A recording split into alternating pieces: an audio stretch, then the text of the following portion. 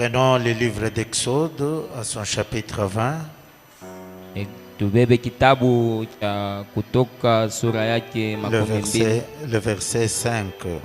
tangia mstari wake wa makumi tano. Exode chapitre 20 verset 5. Exode 20 verset 5. Tu ne te prosterneras point devant elles et tu ne les serviras point, car moi l'Éternel ton Dieu, je suis un Dieu jaloux qui punit l'iniquité des pères sur les enfants jusqu'à la 3e et la 4e génération de ceux qui me haïssent. Na usijiname mbele yabo, kwa sababu mimi niko Mungu wa milele wako, na kwa na bwivu na chukia wale wote wanakuwa wanabudu. Je suis celui qui punit l'iniquité jusqu'à la 3e ou 4e génération. Niko ule mwenye anapiza ile inakuwa makosa ya watu tangia bizazi ya tatu na kia ine. Je prends Néhémie chapitre 13 verset 1. Naumu sura yake makumi ya 13. Je lirai jusqu'au verset 2. Mpaka mstari wake wa pili. Dans ces temps, on lut en présence du peuple dans le livre de Moïse. Allez-y. Muile wakati wakasoma mbele ya watu muile kitabu yenye kwa ya Musa. Et l'on y trouva écrit que l'Ammonite et les Moabites ne devraient jamais entrer dans l'assemblée de Dieu. Wakakutanisha katika kitabu wa Moabiti na wa Amonita hawakuweza kuingia ndani ya hekalu, parce qu'ils n'étaient pas venus au devant des enfants d'Israël avec du pain et de l'eau. kwa sababu hawakukwenda na ile mkate na maji mbele ya milele na maji. Et parce qu'ils avaient appelé contre eux à prix d'argent Balaam pour qu'il les maudit. Na hivi walichukua fedha kwa Balaamu hivi apate kuwamulaani. Mais notre Dieu changea la malédiction en bénédiction. Lakini Mungu wetu akabadilisha laana inapata kwa ile baraka. Ésaïe chapitre 42 verset 22 23. Ésaïe 42 verset 22 43. Et c'est un peuple pillé et dépouillé. Ni watu wenye wanabanyanganya na kuwanyanganya. On les a tous enchaînés dans des cavernes, Bane bafungia mutuma manyumba, plongés dans des cachots. banesha kubaweka katika mabifungo. Ils ont été mis au pillage. Ni bale benye bari banyanganya. Et personne qui les délivre. Hakuna tena mutu mwenye atabafungula. Dépouillés et personne qui dise restitue. Benye bananyanganya biote, hakuna ule atasema tena babarudishie. Qui parmi vous prêtera l'oreille à ces choses? Nani ule mwenye atateka lisikio yake kuile bitu? Qui voudra s'y rendre attentif et écouter à l'avenir? Nani ule anaweza kuikana na usikilivu apate kusikia ijayo? Nous faisons confiance en la prière du pasteur. Que Dieu bénisse la lecture de sa parole. Vous pouvez vous asseoir. Mungu abariki usomi wa neno lake na hivi mnaweza kuikala. Encore une fois, que le Seigneur vous bénisse. Mara nyingine tena Bwana Mungu ambariki. Répondez avec force. Mujibu na nguvu yote. Répondez avec vivacité. Jibu na ile bidii na nguvu yote. Oui, vous êtes une armée puissante, vous devez répondre avec force. Mweni jeshi yenye kwa ya nguvu, kujibu kwenu kunapasha kwa nguvu sana. Et nous apprécions vivement votre manière de recevoir la parole. Na tunafurahikia sana namuna yenu ya kupokelea nayo neno. Et cela doit venir d'un bon enseignant que vous avez, le pasteur Dido. Ile napasha kutokea kwa mwalimu mzuri mwenye mko naye mwenye kwa pasteur Dido. Acclamez d'abord pour vous-même. Chapa mikono juu yenu mwe benyewe mbele.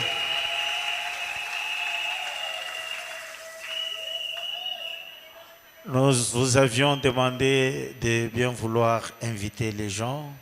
Tulilomba ya kama hivi mupate kuita ako batu bengine. Les malades, les nécessiteux et même ceux qui n'ont pas encore cru le message. Bagonjwa bale beko na mahitaji ya kuachana chana na bale benye baya amini ujumbe. Je voudrais me rendre compte de l'auditoire auquel je suis en train de parler. Hivi napenda kujua mzuri ile makutano ile ya batu nini kunasema nabo. S'il y a quelqu'un qui est venu ici, qui a été invité, prière de lever la main. Je voudrais me rendre un peu compte. Kama kukwa les invités. mugeni ule muntu barita kama uko pale unaweza kuonesha kwa mkono yako yenye kwa juu. Je vois. Levez la main, s'il vous plaît. Weka tu Je mkono vais yako juste yulu. me rendre compte de l'auditoire. Du côté des sœurs.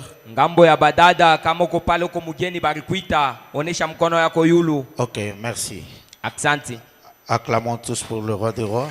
Tuchape mikono juu ya mfalme wa bafalme. Et acclamons pour ceux qui sont venus répondre. Tupigie mikono kwa aba bageni benye barikuwa kujibu kualiko. Ce matin, je vais ouvrir une brèche. Hii asubuhi tafungula ile tunaitwa pengo ama mlango fulani. Cette brèche va concerner tout le monde. Ile njia pengo itakuwa ni ya batu bote. Ça va concerner ceux qui sont venus pour la première fois, nos invités, les malades et vous tous. Itangalilia ni mutu wote mwenye kwa hapa mgonjwa mwalika wanaonye kwa mamambo kwa chana. Donc je dois pouvoir apporter ce message circonstanciel. Na nitaleta hii mahubiri yenye kuungana kwa wakati. Ce matin, j'ai choisi de parler sur comment briser la chaîne de malédiction. C'est une brèche que j'ai ouverte. Hii asubuhi tutasemezea namuna gani tunaweza kuvunja ile munyororo ya laana. Comment briser les chaînes de malédiction.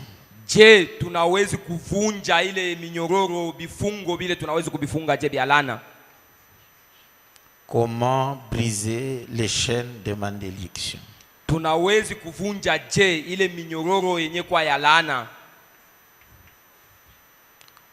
Nous allons parler sur ces. Tutasemezea hapa hii kishina hii. Non seulement nous allons parler sur ces, mais nous voulons que ces chaînes soient brisées. Atusemee tu njuu ya kusema namuna kani minyororo ya malane naweza kuvunjika, lakini hii minyororo ivunjike tu. Qui croit que toute chaîne va tomber ce matin? Nanyula naamini ya kusema hii minyororo ya bifungo hii itavunjika na kuanguka Qui est disposé à ce que les chaînes puissent tomber ce matin? Nanyule ko tayari ya kuona hii minyororo ipate kuanguka hii asubuhi. Donc ayons un cœur disposé et Dieu va faire quelque chose pour nous. Tukue na maro yenye kwa tayari na kuona Mungu atatenda kitu moja njuu yetu. Ici dans la Bible, là où nous avons lu dans Exode chapitre 20, Katika à son Biblia verset 5, kitabu cha Kutoka sura ya 5 mstari wake. ici Dieu est en train de parler Hapa Mungu eko nasema en disant qu'il est un Dieu jaloux et qu'il punit l'iniquité des pères sur les enfants jusqu'à la 3e ou 4e génération de ceux qui le haïssent. Mungu eko nasema hapa ni Mungu mwenye bwivu, anakuwa napiza mabaya ya wale watu kizazi kia 3 na kia 4 kwa bale batu banamchukia Mungu. Et quand nous prenons le livre de Néhémie à son chapitre 13, Na mkitabu cha Nehemia sura yake ya 13 à partir du verset 1, tangia mstari wake wa kwanza, je relis cette écriture. naanza tena kusoma hii andiko. Dans ce temps, on lut en présence du peuple dans les livres de Moïse, Muile wakati bakasoma mbele ya batu bote kitabu yenye kwa ya Musa. Ah, vous voyez que du temps de Néhémie ici, Mui wakati ya Nehemia, lorsque il était là, on est allé lire dans le livre de Moïse. Nehemia alikuwa pale, lakini banabeba kitabu kia Musa njo kenye balikuwa banaanza kusoma. Donnez-moi un peu votre Bible là, ouvrez. Donc, on est allé lire dans le livre de Moïse. Banenda banaanza kusoma mukitabu kenye kwa kia Musa. Là où il était dit, Penye pale ilisemewa kama hivi. et l'on y trouva écrit que l'Ammonite et le Moabite ne devraient jamais entrer dans l'assemblée de Dieu. Ndani ya ile kitabu kia Musa banakutanisha banesha kuandika Moabite na Ammonite abawezi kuingia katika makutano ya Mungu. Ça c'est ce qu'on a lu dans le livre de Moïse. Hii njo yenye balisoma katika kitabu kia Musa. Et il est dit, Na imesemewa parce qu'il n'était pas venu au devant des enfants d'Israël avec du pain et de l'eau. Kwa sababu aba kukwe mbele ya wana wa Israeli na mkate na maji. Donc quand Israël quittait l'Égypte, wakati Israeli alikuwa anatoka Misri et qui devait aller à la terre promise, na alianza kwenda katika nchi la malako, les Moabites étaient déjà un peuple établi et organisé. Wa Moabu walikuwa ni watu katika badilisha kujipanga katika nchi. Vous vous souviendrez que les Moabites viennent de Moab et Moab vient de la descendance des enfants de Lot qui avaient eu des relations incestes avec leur père. Bale ba Moabu ni watu wanatokea mukizazi kia Lota, wale watu walipata ile barizala banduku wanazala. Et puis ils ont engendré Moab. Tena sasa muile mapatano njo banazala c'est ile Moabu. de là que viennent les Moabites. Njo kule kunatokea bantu ba Moabite. Donc ils avaient des parentés de sang avec Israël. Donc ni kusema beko na ile bunduku bwa damu pamoja na Mais quand Israeli. Israël sortait de l'Égypte wakati sasa Israeli alikuwa natoka et qu'il allait dans la terre promise, alianza kwenda katika nchi la malako. la Bible dit que ces gens, ils n'ont pas pu donner de l'eau aux enfants d'Israël. Biblia inasema hapa ba Moabu abakupatia Israeli maji. Ils ne lui ont pas donné du pain. Abakumupatia Israeli mukate. Ils n'ont pas usé de l'hospitalité envers Israël. Ni kusema bakumupokelee Israeli munamuna ya mzuri. Ils ne voulaient même pas qu'Israël passe par chez eux. Abakupende Israeli apitie muile nchi yabo penye balikuwa. Tout le monde est avec moi? Shibote tuko Tout pamoja. le monde est avec moi? Tuko pamoja shibote. C'est la base. Donc vous devez bien saisir cette base. Injo yenye musingi penye patekagilia bibio tunapasha kuibamba mzuri. Donc ils n'ont pas voulu recevoir Israël. Ba Moabu abakupende kumupokelea. Ils n'ont pas voulu être hospitaliers envers lui. Abakupende kumupokelea munamuna ya mzuri. Ils ne lui ont pas donné de l'eau. Abakumupatia Israeli maji. Ils ne lui ont pas donné du pain. Abakumupatia Israeli mukate. Et on donne une autre raison. Babu zingine yo ikitena Et hapa. parce qu'ils avaient appelé contre eux à prix d'argent Balaam pour qu'il les maudit. Bari mupatia Balamu makuta hivi nju Balamu apate kubalaani. Donc non seulement ils n'ont pas été hospitaliers, Hapana tu nju abakupende kumupokelea Israeli. non seulement ils n'ont pas reçu Israël, Hapana tu abakupende kumupokelea Israeli. mais ils ont appelé un prophète Lakini barenda kuita nabii pour qu'il vienne maudire Israël. ule nabii Balamu apate kuya alani Israeli. Et la Bible dit, Biblia inasema mais notre Dieu changea la malédiction en bénédiction. lakini Mungu wetu akabadilisha hii laana inakuwa baraka. Parce que personne ne pouvait maudire Israël. Kwa sababu hakuna mtu mwenye aliwezi kulani Et Israeli. si vous êtes le peuple de Dieu, personne ne peut vous maudire. Na kama wewe uko mtu wa Mungu hakuna mtu anawezi kukulani. Et Dieu a changé cette malédiction en bénédiction. Mungu alibadilisha ile laana inakuwa baraka. Mais ce que je veux d'abord vous faire voir ici, Kenye napenda kumionesha hapa, que la loi qui a été établie hii torati yenye liwekewa hapa concernant le Moabite et l'Ammonite, kuile naangalia hapa ba Moabu na wale wa Monita. Dieu a dit ces gens-là, ils ne peuvent même pas venir dans l'assemblée. Mungu alisema hapa bantu hawawezi kuingia hata mu makutano. Il a établi qu'ils ne viennent même pas dans l'assemblée, qu'ils n'y entrent pas. Mungu aliandika ile kama bashibaki na kuingia katika hekalu hapa batu. Or, si vous remarquez bien, Na kama munatazama mzuri, ces gens qu'on est en train d'interdire qu'ils ne peuvent pas entrer même dans l'assemblée, abantu benye beko na kataria nju bashingie katika makutano, ce n'est pas eux qui avaient commis ce péché. Parce que ceci, c'est la génération qui a suivi. Mais ceux qui avaient refusé qu'Israël ne passe pas et qui avaient appelé Balaam pour qu'il vienne les maudire, c'était leurs ancêtres, c'était leurs aïeux. benye beko na kataria bashingie mu hekalu, aina ba leo, ni bale ba zamani, bale ba bankambo yabo na baba yabo njo barikataria Israeli na kumuitia nju ya Non, kubalani. ce n'est pas ceux qui étaient ici en ce temps de Néhémie ici. Mais c'était leurs aïeux. Aina baleo ba mwakati ya Nehemia, lakini Okay. ni bankambo yabo baba yabo. Donc ce n'était pas eux qui avaient fait ce péché directement. Aina batoto ba mwakati ya Nehemia njo balitenda ile zambi. Ils étaient en train de payer.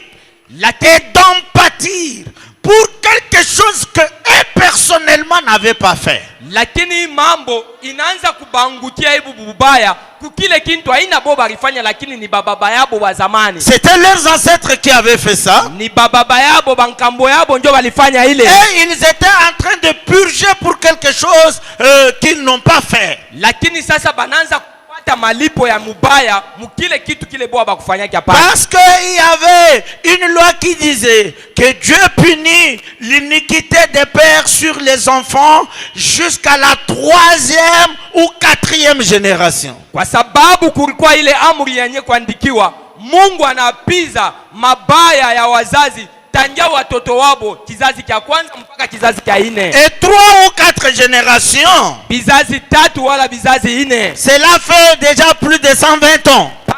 Kupitia na 120 ans. Et si vous remarquez bien, on peut aller même jusqu'à 160 ans. Na kama unaona mzuri itafika ku 160 ans. Maintenant, na sasa quelqu'un peut être en train d'empathir pour quelque chose dont il n'est pas responsable directement.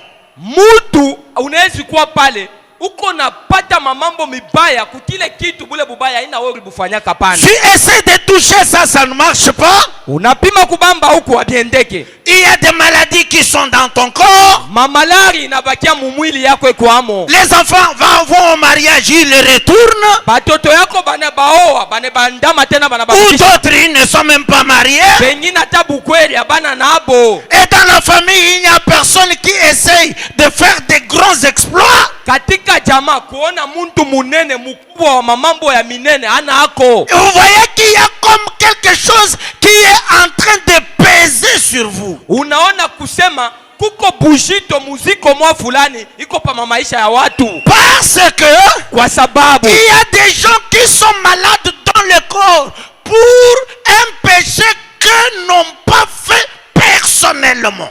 Kuko bantu beko na mamalari ile ko mamaungu yabo inangalia aina nzambi yabo lakini aina yabo bo balifanya kapana. Mais ils sont en train de payer les iniquités de leurs ancêtres. Lakini ile malari inatokea kubule bubaya bonye bulitenda bankambo yabo na baba yabo. Il y a des pactes familiaux qui ont été faits dans certaines familles. Kuko ile ile mapakti ile ya mumajama ile qui ne permettent même pas l'émergence. Ile tafanya bale bantu bashende mbari bashifaulu hapana. Et vous voyez ici les Moabites et les Ammonites qui sont en train de payer pour quelque chose qu'ils n'ont pas fait. Utaona sasa hapa babantu ba Moabu hapa batoto bananza kulipa bile benye bo bakufanyaki hapana. Pour quelque chose qu'ils n'ont pas fait. Kukile kitu bile bibaya bile bo bakufanya hapana. Oh, c'est vraiment terrible. Ini ajabu. C'est vraiment terrible. Ya ajabu sana. C'est terrible. Ya ajabu sana. Et là vous allez voir pourquoi l'importance vraiment de croire la parole. Na sasa hapa ndio mtaona mafaa ya kuamini neno. Et si nous prenons le livre de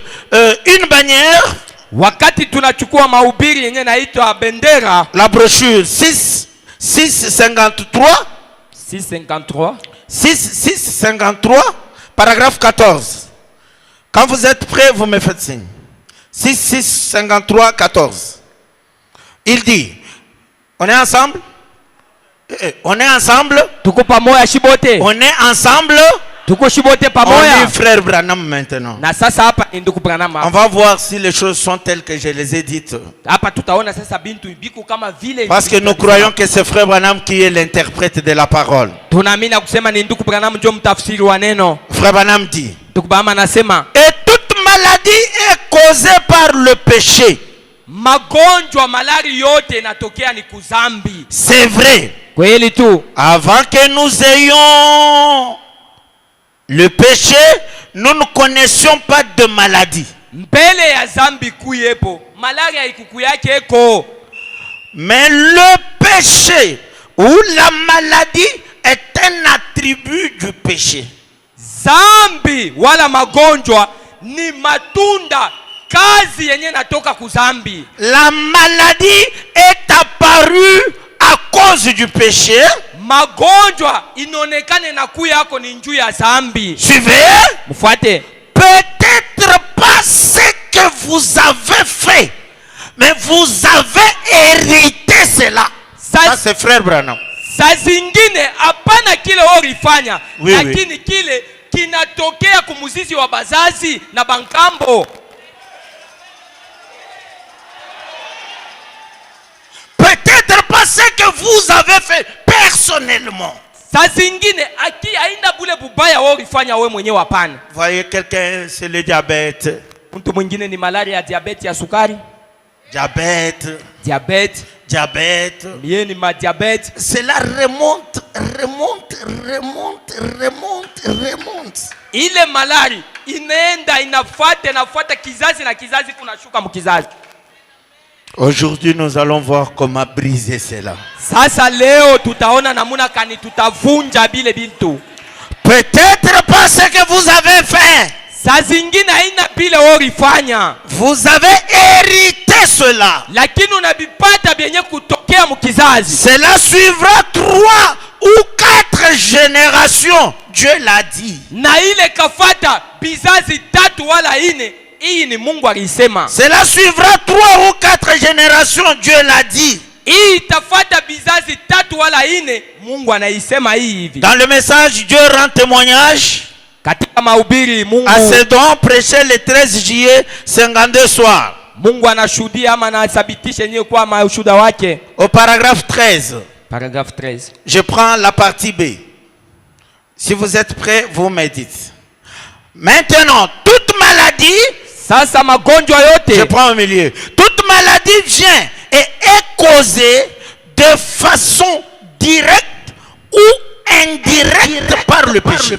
Zambi, magonjwa inatokea kama mzizi wake, inatokea kunzambi munamuna mwa ya kuzambi wala munamuna ingine tu ya kuachana. Direct, c'est-à-dire c'est vous-même, ou indirect, c'est quelqu'un, c'est l'un des parents. Direct inaangalia ni ule muntu yeye mwenye alifanya ile zambi. Indirect ni kusema inatokea kwa batu bengine mkizazi mule. Oui.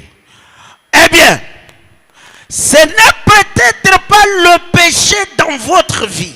Zingine haina zambi yenye kwa ya maisha yako. Mais le péché dans la vie de vos parents que vous avez hérité. Lakini ni zambi yenye kutendeka katika maisha ya bazazi na wona ipata ile zambi kutokea bazazi. Croyez-vous que c'est possible? Munaamini kama ile tawezekana vile? Dieu l'a dit. Mungu alisema hivi. Je punirai l'iniquité des pères sur les enfants. Tapiza mabaya ya wazazi na kubatoto. Et sur les enfants des enfants. Batoto na batoto yabo tena. Jusqu'à la 3e et la 4e génération. Mpaka kizazi kia 3 na kia 4.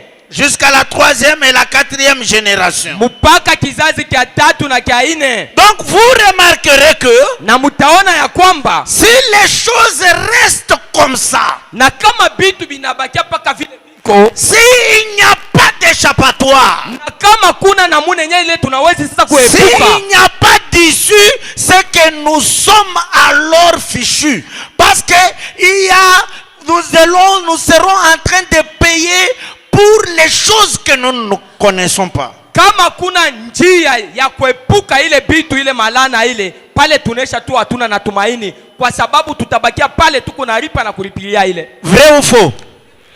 Vrai ou faux? Ili ama pan. Ceci n'y a pas d'échappatoire. Kama kuna namuna njia ya kuepuka, donc tu seras là en train d'en pâtir. Utabakia pale paka nangaika muile mateso. En train de souffrir. Uko nateswa ile mangaiko. Pour des pactes familiaux. Ile magano ya majama. Pour des actes que les aïeux ont fait. Kuile matendo bankambo bababa balitimiza. Pour des erreurs que quelqu'un dans la famille a commises. Kupitia ile makosa mtu mwa katika jamaa ndio aliitenda. Mais Dieu ne veut pas que les choses restent ainsi. Lakini Mungu ashipende hivi tuvipate kubakia paka hivi. C'est ainsi qu'il a ouvert une brèche. Kwa maana Mungu anafungula njia. En parlant de la venue de Jésus, mukusemezea kuja kwa Yesu, il a dit, akasema dans Jérémie 31:29, katika Yeremia 31:29, il dit, anasema en ce jour-là, muile siku ile, on ne dira plus les pères ont mangé des raisins verts et les dents des enfants en ont été agacés. Abatasema tena baba yetu njo barikuleka ile mamana yenye kwa ya ver na meno ya batoto yalabika. On ne dira plus ça. Abawezi kusema ile mambo ya vile. Parce que depuis tout ce temps, tangia ile wakati, ce sont les pères qui mangent les raisins. Baba wenjo walikula ile shairi. Mais ce sont les dents des enfants qui sont agacées. Sasa hapa ni meno ya batoto njo inaanza kuharibika. Ce sont les pères qui commettent les péchés. Ni baba yabo njo barifanya zambi. Et ce sont les enfants qui sont en train d'en pâtir. Hapa sasa bubaya na mateso yanangukia ni kubatoto. Il y a des pactes familiaux qui sont faits. Kuna ile maagano yenye kutendeka ndani ya majamaa. Et les enfants innocents sont en train de payer. Lakini batoto bashipo mambo njo banaanza kulipa ile zambi. Et Dieu dit, na Mungu sasa anasema, en ce jour-là, muile siku ile, parlant de la venue de Jésus, kusemezea kuja kwa Yesu, en ce jour-là, muile siku ile, on ne dira plus, abatasema tena, les pères ont mangé des raisins verts, wababa yetu walikula shairi yenye kwa ya et les dents des enfants en ont été agacées. na sasa meno ya watoto njo yenye haribika na oza. Mais chacun mourra pour sa propre iniquité. Sasa hapa kila mtu atakufa juu ya zambi na bubaya bwake. Tout homme qui mangera des raisins verts, ses dents en seront agacées. Wote ule atakula ile mareze ya ver, meno yake njo itaribika yake mwenyewe. On parle de la venue de Jésus.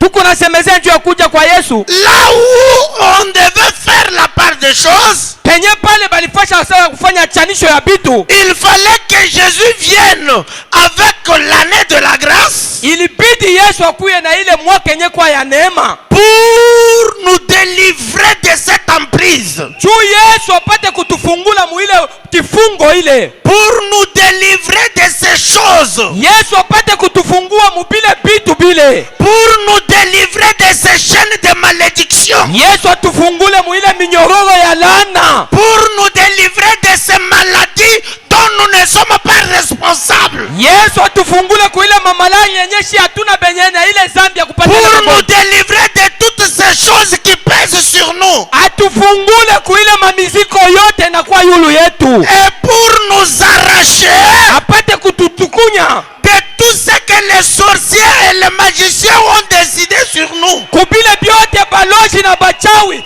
banesha kubeba mpango juu yetu. Nous devons avoir quelqu'un qui vient. Tunapasha kuwa na mtu mwenyeko na kuya, qui vient pour briser ces chaînes de malédiction. mwenye ule kona kuya njoo kuvunja ile minyonyoro ya Parce laana. que s'il ne vient pas, Na sasa kama shikuye, nous sommes voués à l'échec. na pale tuko ni benye kuanguka tu. C'est ainsi que dans Galates chapitre 3 verset 13, Katika Galatia chapitre 3 verset 13, frère, et la Bible dit, Biblia inasema Christ nous a rachetés de la malédiction de la loi, Kristo ni mwenye kutukomboa kuile laana yenye kwa ya sheria. étant devenu malédiction pour nous, Ye Kristo anakuya laana juu yetu, car il est écrit maudit et quiconque est pendu au bois.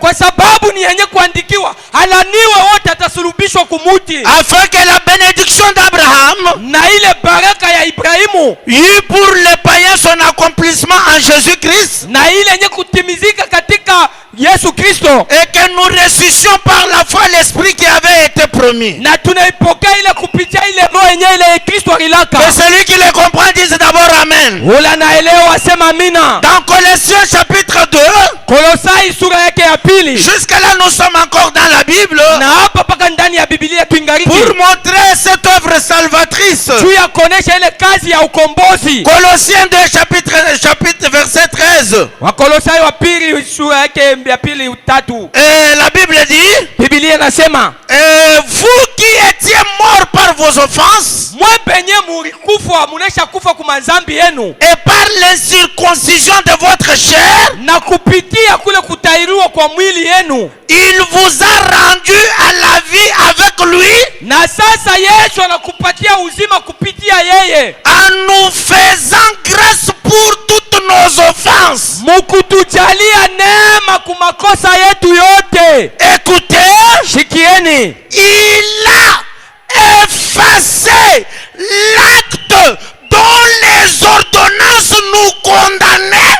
Yesu anashimisha ile mahukumu yote yenye sheria inakuwa na hukumu. Oh, j'aimerais entendre un amen. Napenda kushikia amina. J'aimerais entendre un puissant amen. Amina mkubwa ishikirike. Il a effacé l'acte Anashimisha ile tendo dont les ordonnances nous condamnaient. yenye ile amri inakuwa na hukumu. Donc Jésus, Yesu j'ai trouvé l'acte. anakuya na kutanisha ile andiko wa matendo. L'acte où on a écrit des choses qui doivent peser sur lui, sur vous. Andiko ile banesha kuweka mahukumu, makondanation juu yako. Frère John ne peut pas émerger. Ndugu John asiwezi kupanda na kutawala pana. Son grand-père avait commis tel péché. Kambo yake ndio alifanyaka zambi fulani. Et quelqu'un dans sa famille a fait ça. Hata mtu mmoja hivi mjamaa yake ya ndugu John ndio alifanyaka hivi. Lui même s'il fait le business, ça ne va pas avancer. Ndugu John atumike munamuna yote abitendeka pana. Il est condamné pour toujours. Ni mwenye kuhukumiwa mpaka kuile kwa miaka yote. Et quand Jésus vient,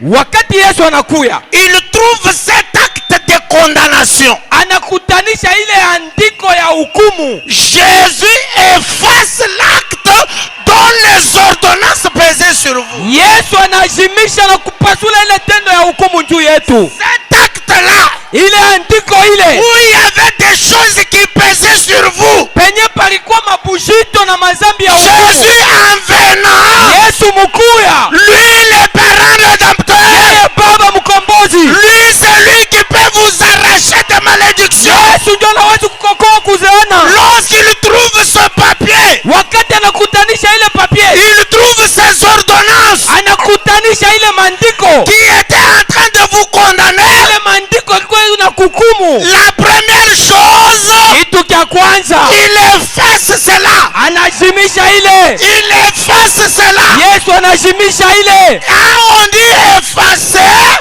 Wakati banasema kujimisha, cela veut dire on n'en trouve pas de traces. maana yake hautakutanisha tena alama. Là où le diable était en train de te condamner, Penye pale ibilisi alikuwa na kukumu, Jésus, Yesu j'ai effacé ça. anakuya anaijimisha ile. On ne peut pas lire Abawezi tena kuisoma un endroit fashi ile qui prononce votre condamnation. penye pale batawezi kuwa tena hukumu lako. Que celui qui les comprend dise un grand amen. Amen. Il a effacé Yesu anajimisha l'acte ile hukumu, tendo la hukumu dont les ordonnances nous condamnaient ya ile maandiko yenye ilikuwa na tukumu, et qui subsistait contre nous. yenye ilikuwa pale na iliko pale juu yetu. Non seulement il a fait ça, Hapana tu ya kusema Yesu alifanya ile, il l'a détruit en le clouant à la croix. Yesu anaipomona na kuifunga kumsalaba. Amen. Il l'a détruit. Yesu anaipomona na yaribisha, Détruit. kuharibisha hayo. Je dis bien détruit. Nasema hivi, anapomona ama kuharibisha hayo. On ne peut pas trouver quelque chose où lire que la sœur Berthe a fait telle chose. Non. Cela est détruit. Yote ile banesha kuiharibisha na kuipomona, abacha kutanisha hata alama moya ya hukumu yako. Il l'a détruit Anesha kuishimisha na kuipomona en le clouant à la croix. na kuipika kubusumari kule kumsalaba. C'est-à-dire, Maana yake là où il y avait ces traces-là, pale palikuwa ile maalama ile, c'est déjà la poussière. ile nakuwa tu ni vumbi, C'est déjà de la poussière. ni vumbi sasa. Plus de condamnation Hakuna tena hukumu pour ceux qui sont en Christ. kwa pale bote beko ndani ya Car il Kristo, nous a délivrés kwa de sababu tout Kristo anesha péché. kutukukoa.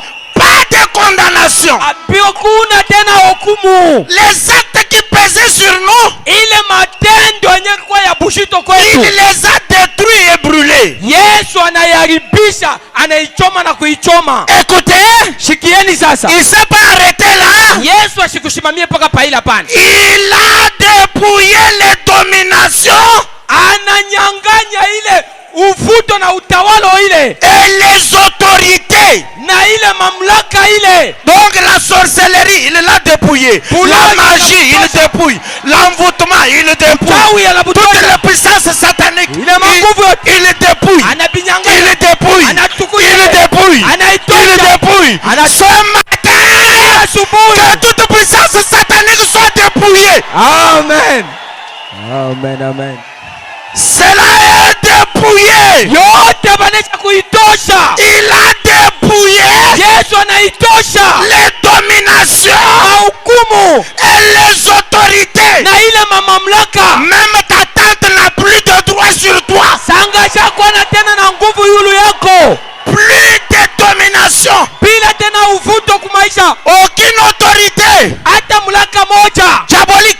ya Satanique. ya buchawi Impur. ya Ne peut peser sur toi. haiwezi tena kuwa maisha yako. Amen. Les autorités de la maladie. Ile mauwezo yenye kwa ya magonjwa. Le cancer. Makasa. La tuberculose. Et toutes les choses là. Bile bitu byote bile. Cela a été dépouillé. Acha kubitosha byote. Amen. La malchance. Bahati mbaya. Cela a été dépouillé. Acha kuitosha. Oh, j'aimerais entendre un grand amen. Napenda kusikia amina kubwa. Elle ne peut pas avoir le mariage. Dada huyu ashaanza kupata ndoa. On lui a donné le masque de singe. Banamufika kile kimaske kia makaka. Quand les hommes la regardent, ils le voient comme un singe. Wanaume akimwangalia na muona dada ule ni makaka tu. Ce matin, hii asubuhi, tous les masques doivent tomber. Maske yote itanguka. Amen. Il a dépouillé. Anesha kutosha. J'aimerais qu'un cœur sincère dise amen. Napenda roho ya kweli sema amina. Il a dépouillé. Yesu anesha kutosha. Les dominations. Ile maufalme. Et les autorités. Na mamlaka. Et les a livrés publiquement en spectacle. Kwa bantu bote wazi. Yesu anaiweka tu kwa bantu bote bako naiona. En triomphant d'elle par la croix. Yesu anaitawala na kuishinda kupitia msalaba. Cela a été triomphé. Ile bari itawala na kuishinda. Cela a été triomphé. Ile bari idumu na kuishinda. Oh, dans notre famille. Katika jamaa letu. On ne peut pas avoir du succès. Hatuwezi kuwa bantu bakujulikana na. Cela est triomphé ce matin. Ile yote banesha kuitawala hii asubuhi. Dans notre famille. Ndani ya familia yetu. Lorsque quelqu'un veut faire ressortir la tête. Wakati mtu anapenda kuonekanika hako. On l'abat. Banamuua. Qu'on abatte les autres. Baue bengine. Pas moi. Hapana mie. Qu'on abatte les autres. Bengine babaue. Pas moi. Mie hapana. Moi. Mie. J'ai cru en l'œuvre salvatrice. Naamini mukazi ya ukombozi. Je crois que Christ m'a libéré. Kristo anesha kunifungula. Il a déchiré. Anesha kupasula. L'acte de les ordonnances nous condamnaient. Mahukumu na masheria ya hukumu ile. Quel est le péché que mes parents ont fait? Zambi ya bazazi yangu wenye bakitenda. Que cela reste chez eux. Ibadililie kwa bobo benyewe. Moi. Lakini mie. Je suis délivré. Niko mwenye kufunguliwa. Je crois en l'œuvre du calvaire. Naamini ya kukazi ya msalaba. Je crois. Naamini. Qu'il a triomphé. Alitawala. Il a dépouillé. Na alinyanganya. Toutes les dominations. Ile mamlaka yote. Quand on dit les dominations. Wakati banasema ile mauwezo. C'est toute domination. Ni ile uwezo yote ile mamlaka. Tous les envoûtements. Ile mamvutuma yote. Non, celui-là. Ule fulani. S'il te fait seulement ça. Akikushonte tu kilole yake. Tu ne vas pas dormir. Hautalala pana. Kristo a dépouillé. Anesha kunyanganya ile. Toute domination. Ile uwezo yote. Et toutes les autorités. Na mamlaka yote. Je crois. Naamini. En l'œuvre salvatrice. Muile kazi ya wokovu. Si je n'avais pas cru en ça. Na kama sikuamini muile. Ils auraient raison. Baripasha kwa na sheria. Mais comme je crois. Kwa vile minaamini. Toutes les condamnations. Mahukumu yote. Ont été dépouillées. dépouiller. banesha kuitosha yote. Disons tous Amen. Amen. Disons tous gloire à Dieu. Gloire à Dieu. Disons tous Alléluia. Alléluia. Donc toutes les dominations Mauwezo yote ont été dépouillées. ni penye kuitosha na kuinyang'anya yote. Le message de grâce. Katika mahubiri yenye kwa ya Prêché le 27 août 61. 27 août 61. Paragraphe 155. Paragraphe 155. Non, prenons paragraphe 163. Paragraphe 163. Je redonne la date. Paragraphe 163. Donc 27 août 61, 163. Vous y êtes? Vous y êtes? Allez-y un peu vite. 163. 163 message de grâce. Il n'y a rien qui peut peser sur moi. Hakuna tena kile kinaweza kuwa bushito ama muziko wangu mimi hapana. Il n'y a plus rien qui puisse peser sur moi. Hakuna kingine kinaweza kuwa tena bushito ama muziko kwangu mimi hapana. Plus rien ne peut peser sur moi. Hakuna tena kile kinaweza kuwa muziko wangu. Les sorciers ont été paralysés. Balozi ni benye banesha kubalekesha bote. Les magiciens ont été paralysés. Bachawi ni bale basha kubalekesha bana tena na nguvu. Il n'y a rien qui puisse venir peser sur moi. Hakuna tena kile kitakuwa kia nguvu na bushito kwangu mimi hapana. Je crois en cette parole. Naaminia muhii neno Pour la délivrance totale et complète. juu ya kufunguliwa kwenye yana katika utele wote. Pour ma délivrance et la délivrance de mes enfants. Kufunguliwa kwangu na kufunguliwa kwa watoto yangu. Toute ma famille doit être délivrée. Na bote banapasha kufunguliwa. Aujourd'hui, je vais engager ma foi. Na sasa hapa mitatoa yenye kwa imani yangu. Pour moi. Imani yangu juu yangu. Et pour les miens. Na tena na bayo kinye Que celui qui le comprend dise un grand amen. Ula nashikia sema amina kubwa. Frère Branham dit. Ndugu Bahama nasema. Tous les procès-verbaux ont été détruits. Ile maandiko yote. Oui. Banesha kuandika pa mukanda basha kuiharibisha na kuipamona. Tous les procès-verbaux ont été détruits. Maandiko yote pa mukanda inesha kuanguka. Vous savez les procès-verbaux? Unajua ile banaita se procès Quand verbaux. vous êtes au parquet, Wakati kukuparke. on vous demande votre nom. Jina yako banakulomba. Le nom de votre père. Jina ya baba yako Le banakulomba. nom de votre village. Village yako banauliza. Et puis on te dit, Na kisha tu banakuambia. reconnais avoir fait ça? Unajua kwa sababu ulifanya mambo fulani? Oui. Ndio. Tu reconnais avoir fait ça? Unajua kusema ulifanya mambo Tu fulani? reconnais que telle personne avait fait comme ça, comme ça? Unajua sema mtu fulani alifanya kwa mambo. Après tout ça, Kisha ile on yote. dit, Na pale banasema. tu es condamné. Hapa sasa banakuhukumu. Et maintenant, Na sasa on doit appeler quelqu'un. bataita mtu sasa. On te dit que tu es sous map. Batakuambia kusema sema huko Sous map. suma hapo mwenye kusimamishwa. C'est-à-dire, on t'a arrêté. Ni kusema banaisha kukufunga. On vient pour t'enlever les chaussures. Banakuwa banakutosha bilato. On t'enlève la ceinture. Sentiri yako banaitosha. Et il y a quelqu'un qu'on appelle qui est spécialisé pour ça, qui vient pour exécuter ça. Hapa banaita sasa ni mpulushi fulani. Jua timize na kukutosha bile biote. Et c'est ton procès verbal qui t'amène en prison. Ni ile maandiko ile ya kukukumu nayo jua inakupeleka mgerezani. Mais quand Jésus vient, sasa wakati Yesu anakuya, il prend les procès verbaux. Anabeba ile hukumu ile. Les procès verbaux. Maandiko katika hukumu anaipasula. Il les détruit. Anapomona na elabisha. Quand il les détruit, wakati ile Yesu analabisha. C'est-à-dire il ne reste plus de référence pour votre captivité. Ni kusema kutabakia kitu kile kitaonesha tena bufungwa bwako. Tu es libre. Uko ni huru. Tu es libre. Uko ni huru tu. Tu es libre. Uko huru. Tu ne peux pas aller en prison sans procès verbal qui te condamne. Hawezi kwenda mgerezani banakufunga bila ile misambo yenye banesha kuanjika papapia pana. Mais si mes procès verbaux ont été détruits, na sasa ile masambo ile mahukumu ile banesha pourquoi cette pauvreté pèse sur moi? Sasa ubu masikini pa maisha yako ni juu ya nini? Je dois prendre conscience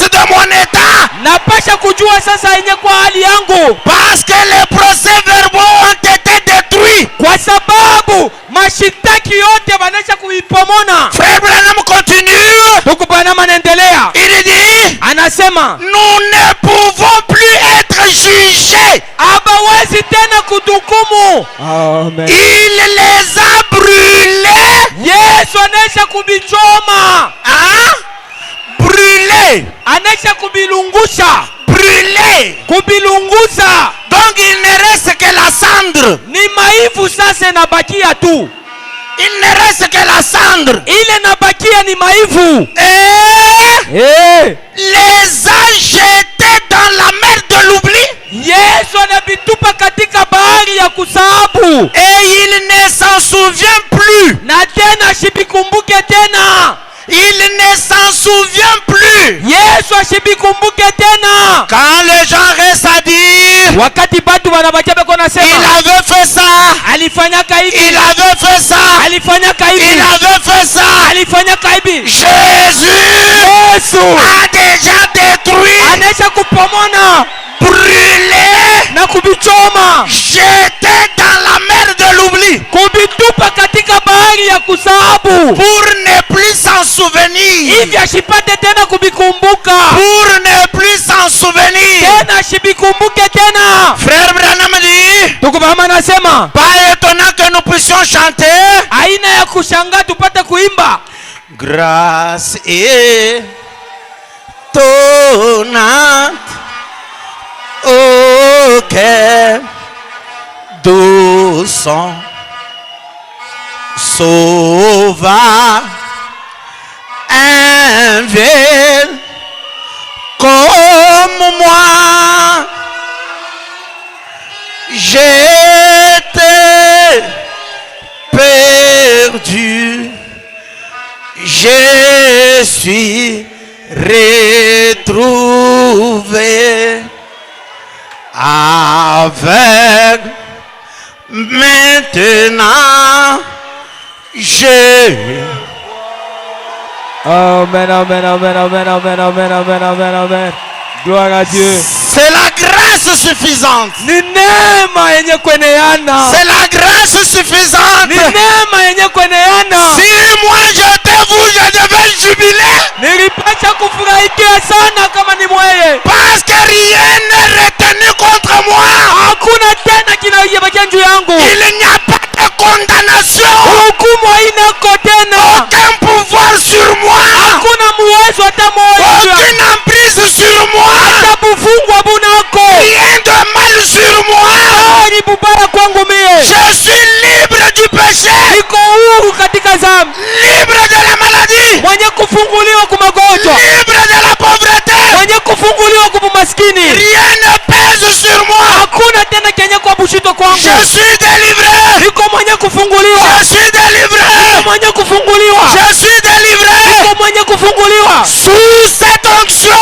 Chini ya hii upako, Que celui qui était malade soit guéri. ugonjwa tuziwe. Amen, amen, amen, amen, Nous amen, amen. croyons Tunaamini dans la délivrance. mukufunguliwa, La délivrance de Christ. kufunguliwa kwa Kristo, La délivrance de Christ. kufunguliwa kwenye kwa Kristo, Où il nous arrache mwenye kula na kutukunya de toutes choses. kuila mapitu yote, De toutes mauvaises choses. kumapitu vibaya vyote, Et il nous délivre na anatufungua de toutes les malédictions. kumalana yote, De toutes les malédictions. malana yote. Qui peut dire un grand amen? Nani atasema amina kubwa? Qui peut dire gloire à Dieu? Gloire à Dieu. Dans Apocalypse chapitre 4, Mukatika Ufunuo sura yake ya 4, prêché le 1er janvier 61, tarehe le 1er janvier 61, paragraphe 30.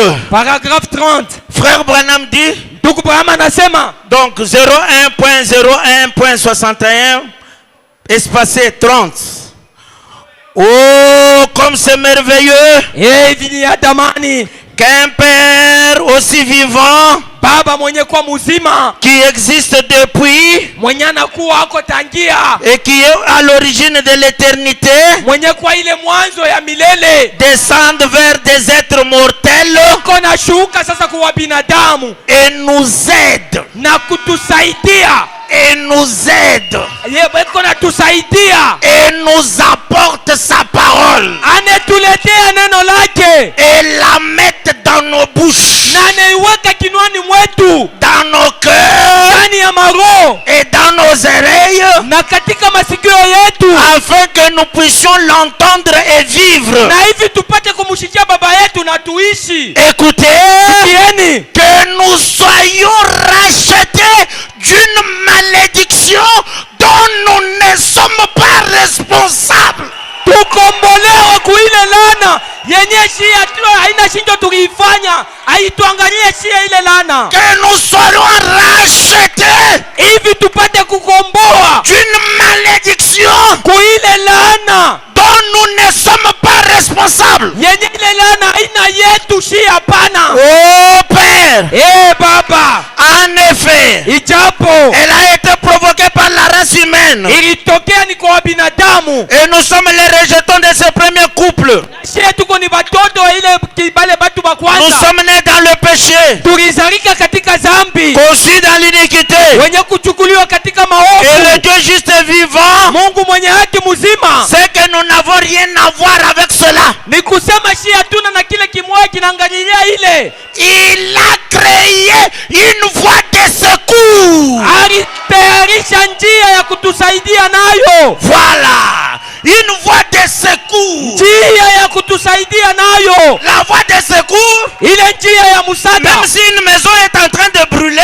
Hata nyumba iko na lungula, on peut venir ouvrir batakuya pale banafungula même une porte ou une fenêtre. mulango wala dirisha, On casse, banavunja bile, et on te dit, banakwambia sors par ici, tokelo hapa, le feu va te brûler. nyumba iko na lungula, Sors par ici. tokelo hapa. C'est une voie de secours. Ni njia yenye kwa ya msaada. Pendant que les malédictions tombaient sur nous, Wakati ile lana ilikuwa naangukia petu, pendant que cela pesait sur nous, wakati ilikuwa na bushito pa maisha yetu, Christ est venu comme notre voie de secours Kristo anakuya vile ni njia ya kutusaidia ya msaada, pour nous racheter juu ya kutukomboa de toute malédiction kutosha kumalana yote dont nous ne sommes pas responsables. yenye ile malana shia hatukuifanya aina yetu. Il nous a accordé le privilège de venir. Alitupatia ile bati ya kuya. Combien nous sommes heureux d'être venus à la maison du Père. Mara ngapi tumekuwa benye heri kwa munyumba ya baba. Combien nous sommes heureux d'être venus dans la maison du Père. Ngapi tunakuwa benye heri kwa munyumba ya baba. C'est quelque chose de très important. Ni kitu kenye kwa cha mafaa. Christ est venu. Kristo alikuya, Il nous a délivrés. anatufungua, Il nous a affranchis. anatutambusha na kutufungua. Et quand Jésus est venu Wakati Yesu et anakuya qu'il a fait toutes ces choses, na akatimiza hivi vitu vyote, il a fait toutes ces choses Yesu akatimiza hivi vitu sur vyote le bois du calvaire. kule kumuti wa Kalvario. Quelqu'un va dire,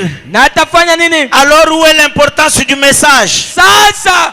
Mafaa ya ujumbe iko wapi? Alors où est l'importance du message? Sasa hivi mafaa ya ujumbe iko wapi? J'aimerais vous dire, mon frère, ma soeur, Napenda hivi kukwambia ndugu yangu na dada yangu, lorsque Christ est venu wakati Kristo alikuya et qu'il a fait toutes ces choses, akatimiza hivi vitu vyote, il a laissé une église. araacha kanisa moya, L'église sans mélange, kanisa bila mchanganyiko, avec la parole pure, yenye kuwa na neno liyokuwa safi, avec les signes, les miracles et les prodiges. yenye kuwa na maalama na miujiza na maishara. C'est ce que nous appelons l'église primitive. Ndio ile tuko naita kanisa ile ya kumwanzo, L'église laissée par le Seigneur Jésus-Christ lui-même. kanisa ile Bwana Yesu Kristo alacha yeye mwenyewe. Ils ont reçu le Saint-Esprit Walipokea Roho Mtakatifu lorsqu'ils étaient à la chambre haute. wakati walijikutanisha kuchumba la juu, Mais lakini lorsque ses disciples sont morts, wakati wa mitume walikufa. d'abord quand Jésus meurt, Wakati kwanza mbele, wakati Yesu anakufa, 30 ans après, miaka 13 kisha, 30 ans après, miaka 13 baadaye, vous allez voir Jude. mutaona Yuda. Prenons votre Bible. Chukueni mabibilia yetu. Jude, Yuda. verset 3. Yuda sura yake ya 3. Jude, verset 3. Jude verset 3. Parce qu'il il n'a qu'un seul chapitre. Jude dit, Yuda anasema, bien-aimé, mpendwa, comme j'ai désiré vivement vous écrire sasa hivi nataka kumyandikia au sujet de notre salut commun, kuile naangalia wokovu ya shibote, je me suis senti obligé de le faire najiona na mapasho ya kuifanya ile, afin de vous exhorter hivi nipate kumipa moyo à combattre kukombania pour la foi juu ya imani qui a été été transmise au sein une fois pour toutes. yenye ilipewa na watakatifu kwa mara moja tu. Donc Yuda 30 ans après la mort de Jésus, miaka 13 baadaye kisha lufu la Yesu, il voit que cette foi que Jésus a laissée était déjà menacée. na aliona sasa imani ile Yesu aracha ilikuwa sasa inapata shambulio. Donc il y avait déjà des choses qui venaient pour altérer cette foi. Akulikuwa sasa bitu bile biganza kuingia mule njuu ya kuigeuza na kuiharibisha tu kama vile. Pour que ça ne reste plus pur. Njuu ile imani shibakia imani ya bia kweli. Là c'est juste 30 ans après la mort de Jésus. Ile ni miaka 13 baadaye kisha lufu la Yesu. Cette foi était déjà menacée. Ile imani Je vais lire frère Branham. Cette foi était déjà menacée. Mu ile imani mlikuwa mnaisha kuingia sasa bibaya. Et quand on arrive dans Actes chapitre 20, wakati tunafika katika Tendo la Mitume sura yake verset 29, verset 29 il est dit, inasema kama hivi, je sais qu'il s'introduira, c'est Paul.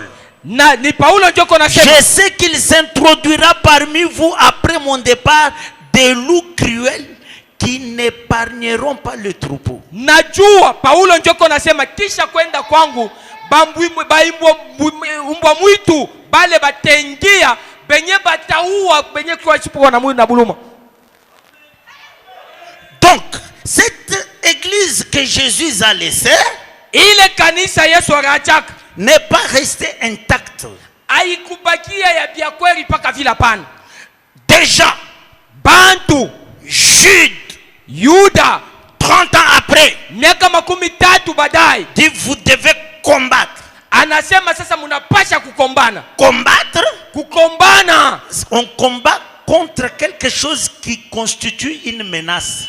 Banakombanaka na kitu kenye kinakuwa na shambulio kiku na kuchokoza na kukuuchi. Oui, qui vient pour déranger. Kinakuwa kujua. Maintenant, il dit nous devons combattre. Sasa pa Yuda anasema tunapasha kukombana pour la foi qui a été transmise au sein une fois pour toutes. Juu ya ile imani yenye baripatia batakatifu kwa mara moja tu. Na Paul lui quand il vient, Paulo wakati anakuya, il dit je sais. Anasema najua qu'il s'introduira parmi vous. Katikati yenu mutengia après mon départ kisha kwenda kwangu mi Paulo des loups cruels umbwa mwitu benye kwa bakuwa bauaji qui n'épargneront pas le troupeau. Bale bantu bale abata acha kuacha tamoya. Et qu'il se lèvera au milieu de vous na batalamuka ni katikati yenu des hommes qui enseigneront des choses pernicieuses bantu bale batafundisha bitu byenye kwa bya buchawi pour entraîner les disciples après eux. Juu ya kuingisha banafunzi benye on est déjà en train de les prévenir na hapa beko na kalamusha batu que cette foi ne va pas rester intacte. Ile imani haitabakia ya bya kweli kabisa paka vile. Elle va être altérée. Ile imani bataigeuza bana. Et cela va aller en se dégradant. Na ile tanza kuanguka na kushuka jusqu'à l'apostasie totale. Na mule kukatala kote kwa dini kukatala. Et lorsqu'on a l'apostasie totale, 2 Thessaloniciens 2 verset 3. Thessaloniciens 2 3. On montre vraiment la quintessence et l'importance du message. Na hapa sasa ndio beko naonesha mafua bei yenye kwa ya ujumbe. Que personne ne vous séduise d'aucune manière. Car il faut que l'apostasie soit arrivée auparavant. Et qu'on ait vu paraître l'homme du péché. Le fils de la perdition. L'adversaire. Qui s'élève au-dessus de tout ce qu'on appelle Dieu. Et de tout ce qu'on adore, jusqu'à s'asseoir dans le temple de Dieu, se proclamant lui-même Dieu. Donc cette foi, cette église laissée par Jésus devait être altérée. Elle devait être dérangée. mensongère. na banapasha kuiharibisha tena, Elle devait être falsifiée balipasha kuifanya mumanamuna ya mubaya ya kuachana chana, jusqu'à en arriver à l'apostasie totale. mukipimo tutafikia mukukatala ile imani kote, kukatala ile Là imani. où le pape lui-même va s'asseoir dans les temples se proclamant lui-même Dieu. Jo penye pale papa tekala muhekalu anajiita yeye mwenyezi ujo Mungu. Donc, Ni kusema quand on arrive en 325, wakati tunafikia mutarehe 325 au concile de Nicée, kule kushauri ya Nisea, c'est alors qu'on a falsifié toute la parole. jo pale sasa baripinduza na kugeuza